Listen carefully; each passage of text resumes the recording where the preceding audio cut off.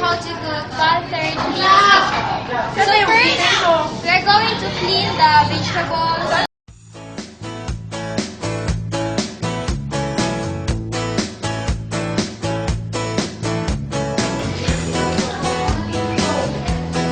Then pagkatapos na hugasan, i-slice it. It depends po kung anong gusto nyo na slice sa Baguio beans or kaya sa ano. Pero,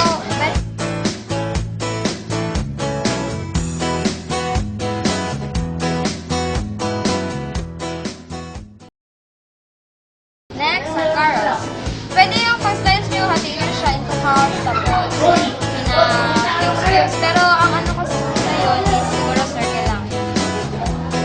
Tapos yung slice nyo, dapat yung hindi lang siya masyadong malaki para makain good. So, carrots, finish. Tayo.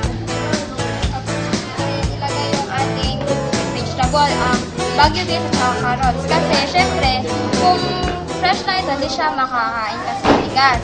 So, pwedeng i-steam or pwedeng papukalan.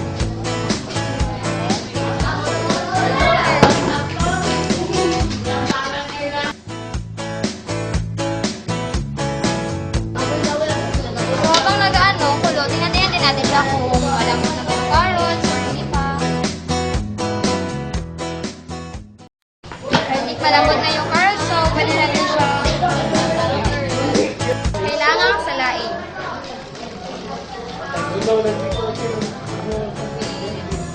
Yan. Pagkatapos natin salain itong vegetable, ilagay din siya sa ice cold water. Kung saan, ito ay yung para mag-still same pa rin yung color ng vegetable. Wala din siya ng konting tubig. Gagamitin na ingredients. Ating sweet corn, carrots, Baguio beans, fried beans, and the butter. So, painitin natin yung ating ilagay na natin yung ating butter.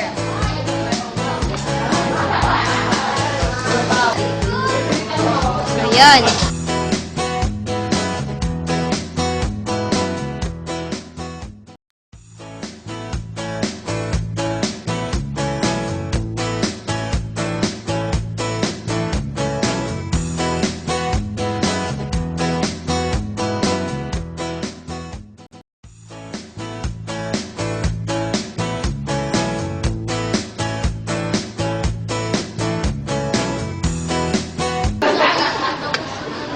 So I think,